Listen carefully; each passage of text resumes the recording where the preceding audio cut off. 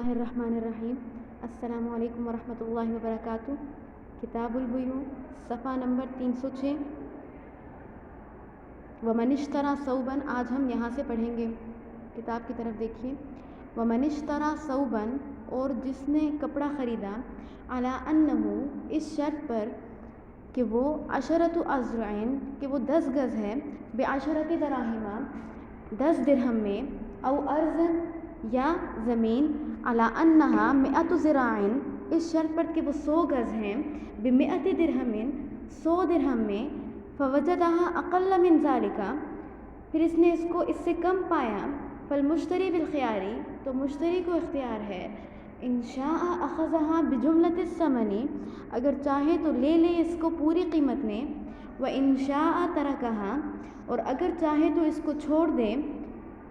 وَإِن وَجَدَهَا أَكْثَرَ مِنَ الزِّرَاعِ الَّذِي سَمَّاهُ، اور اگر اس سے زیادہ پایا جتنا کیا ہے متعین کیا تھا، فَهِيَ لِلْمُشْتَرِي، تو وہ سب مشتری کا ہے، وَلَا خِيَارَ لِلْبَائِعِ، اور بائع کو کوئی اختیار نہیں ہے۔ مسئلے کی وضاحت سے پہلے اصل اور وصف کی تعریف سمجھ لیجیے تاکہ مسئلہ سمجھنے میں آسانی ہو۔ اصل، اگر کوئی چیز ٹکڑے کر دینے سے عیبدار نہ ہو تو اس میں کمی زیادتی کو اصل کہتے ہیں، جیسے کیلی اور وزنی چیزوں میں کمی زیادتی اصل ہے۔ وصف، اگر کوئی چیز ٹکڑے کر دینے سے عیبدار ہو جاتی ہے تو اس میں کمی زیادتی کو وصف کہتے ہیں، جیسے پیمائشی چیزوں میں گز وصف ہے۔ دوسری بات یہ ہے کہ وصف کے مقابلے میں الگ سے کوئی قیمت نہیں ہوتی اور اصل کے مقابلے میں قیمت ہوتی ہے۔ اب اصل مسئلہ سمجھیے کہ ایک شخص نے کپڑا اس شرط پر خریدا کہ یہ 10 گز 10 درہم کے بدلے ہے، یا زمین اس شرط پر خریدی کہ یہ 100 گز 100 درہم کے عوض ہے، لیکن جب اسے ناپ کر دیکھا گیا تو وہ بیان کردہ گزوں سے کم نکلی، اور کپڑے اور زمین میں گز سے ناپنا ایک وصف ہے اور وصف کے مقابلے میں الگ سے کوئی قیمت نہیں ہوتی، اس لیے 10 گز یا 100 گز صرف ترغیب کے لیے ہے،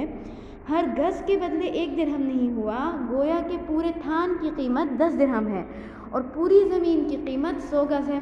خواہ تھان یا زمین میں گز زیادہ ہوں یا کم۔ اس لیے اگر مشتری لینا چاہتا ہے تو پورے 10 درہم اور 100 درہم دے کر پورا تھان اور پورا ٹکڑا زمین کا لے لے، چاہے گز کم ہو یا زیادہ۔ لیکن گز کم ہونے کی صورت میں خریدار کی رغبت کم ہے، اس وجہ سے اسے چھوڑنے کا بھی اختیار ہوگا،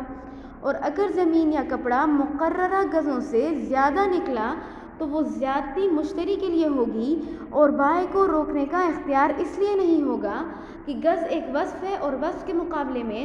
ثمن کا کوئی حصہ نہیں آتا، اس لیے گز کے بڑھ جانے سے ثمن میں اضافہ نہیں ہوگا۔ اور دیکھیے وہ جو طعام یعنی گیہوں والا مسئلہ تھا، وہاں اگر مقررہ مقدار سے زیادہ نکلا تو وہ بائع کے ہوں گے، کیونکہ کیلی چیزوں میں کمی زیادتی اصل ہے اور اصل ہی کے مقابلے میں قیمت ہوا کرتی ہے،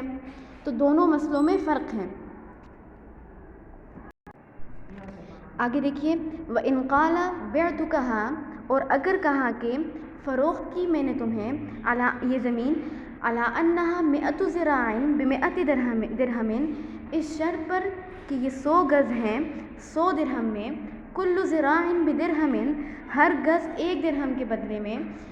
فوجدہا ناقصۃ، پھر اس کو اس سے کم پایا، وہو بالخیار، تو اس کو اختیار ہے، ان شاء اخذہا بحصتہا من الثمن، اگر چاہے تو اس زمین کو لے لے اس کے حصے کے مطابق ثمن سے، وان شاء ترکہا، اور اگر چاہے تو چھوڑ دے، وان وجدہا زائدۃ، اور اگر زمین کو زیادہ پایا، کان المشتری بالاختیار، تو مشتری کو اختیار ہے، ان شاء اخذ الجمیع،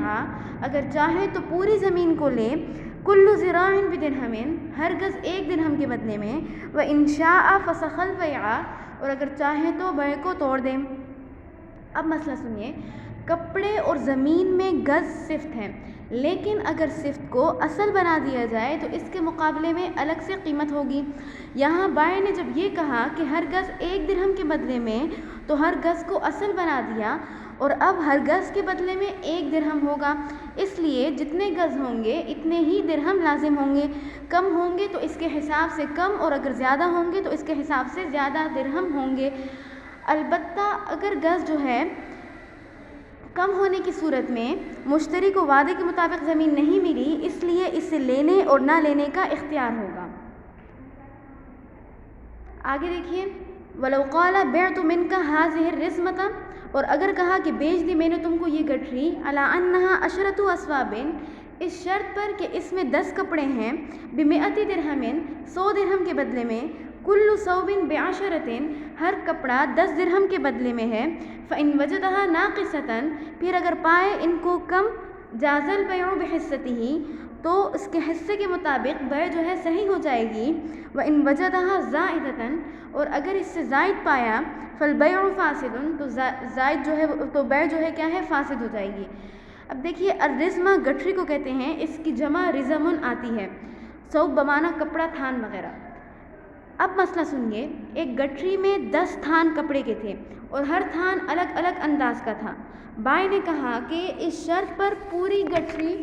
فروخت کرتا ہوں کہ 10 تھان کپڑے کے ہیں اور ہر تھان 10 درہم کا ہے۔ اب گٹھری میں 9 تھان نکلے تو مشتری 9 درہم کے 9 تھان لے لے، اور چونکہ کپڑے کم ہیں اس لیے چھانٹنے کی ضرورت نہیں پڑے گی اور کوئی جھگڑا بھی نہیں ہوگا۔ اور اگر 11 کپڑے نکلے تو ایک کپڑے کے چھانٹنے میں اختلاف ہوگا، مشتری اچھا لینا چاہے گا اور بائی گھٹیا دینا چاہے گا، لڑائی جھگڑا ہوگا، اس لیے اس صورت میں بیع فاسد ہو جائے گی۔ یہ آپ کا آج کا سبق ہے، اسے اچھے طریقے سے سمجھ لیجئے، آگے مطالعہ جاری رکھیے۔ وآخر دعوانا ان الحمد للہ رب العالمین۔ السلام علیکم ورحمۃ اللہ وبرکاتہ۔